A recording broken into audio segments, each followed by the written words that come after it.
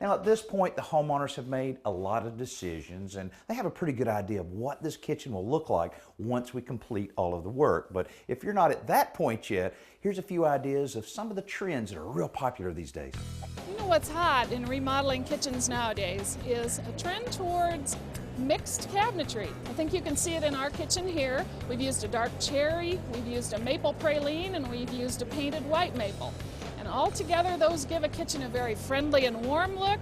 They make it feel a little bit unfitted, furniture pieces, and they make it feel like it came together over time, which has a little bit of grandma's kitchen in it, which is always a friendly thing. There is no kitchen too small to incorporate those kinds of ideas. If you have a smaller space, you have to think a little bit more about the proportions of the different colors and styles and finishes that you use, but you can incorporate it into any size kitchen. If you're using wonderful materials, it works anywhere. In countertops, we're seeing a lot of solid surfacing still, which has been a popular surface in the past and what we used in our kitchen.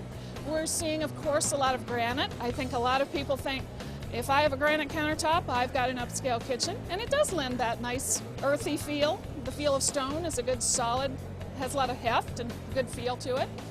But we're also seeing some very contemporary kitchens using cement and concrete for the countertops.